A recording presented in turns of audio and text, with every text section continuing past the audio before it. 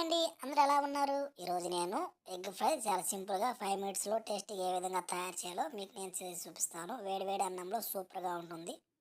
దీనికోసం అని చెప్పేసి నేను ముందుగా స్టవ్ పైన కడాయి పెట్టి కడాయిలో 2 స్పూన్లు నూనె వేసుకున్నాను.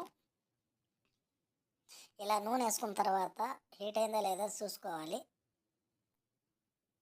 హీట్ అయిన తర్వాత ముందుగా పోపు గింజలను కొంచెం ఇందులో వేసుకోవాలి.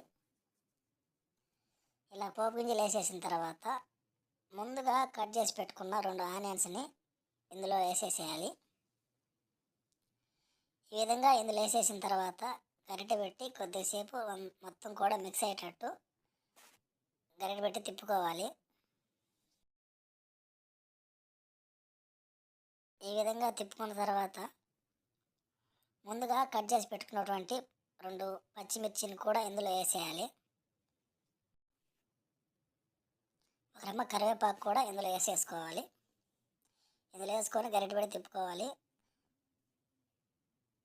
ఈ విధంగా గరిటె పెట్టి మిక్స్ చేసుకున్న తర్వాత ఒక స్పూను సాల్ట్ కూడా ఇందులో వేసుకుందాం.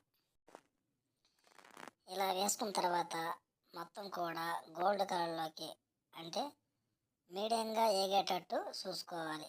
చూసారు కదా, ఈ విధంగా గోల్డ్ కలర్లోకి వచ్చేదాకా సిమ్లో పెట్టుకొని స్టవ్ని వేయించుకోవాలి. ఇలా వేయించుకున్న తర్వాత ఒక స్పూన్ పసుపు, ఒక 2 స్పూన్లు కారం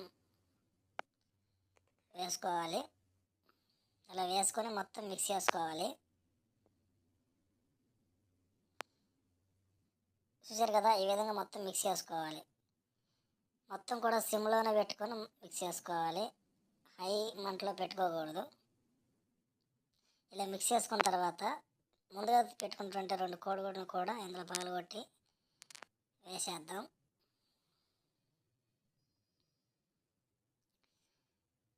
ఇలా 2 కోడిగుడ్లను కూడా పగలగొట్టేసి ఇందులో వేసేసుకొని మొత్తం గరిటె పెట్టి బాగా తిప్పుకుందాం.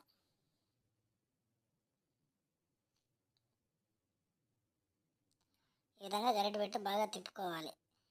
ఈ ప్రాసెస్ మొత్తం కూడా సిమ్లోనే పెట్టుకొని చేసుకోవాలన్నమాట.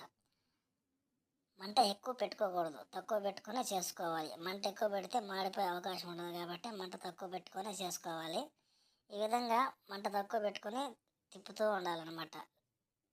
ఈ విధంగా చేయకపోతే మళ్ళీ మాడిపోయే అవకాశం ఉంటుంది కాబట్టి ఈ విధంగా చేసుకోవాలి. సాల్ట్ సరిపోతే ఒకసారి సాల్ట్ చూసుకుందాం. నాకైతే సాల్ట్ సరిపోయింది, మీకు సరిపోతే చూసి వేసుకోండి. ఇంతే అండి, ఎగ్ ఫ్రై చాలా సింపుల్గా 5 మినిట్స్లో అయిపోయింది.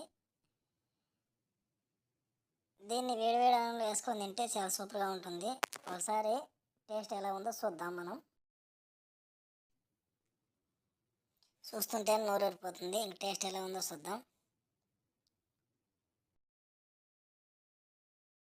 టేస్ట్ అయితే సూపర్గా ఉంది.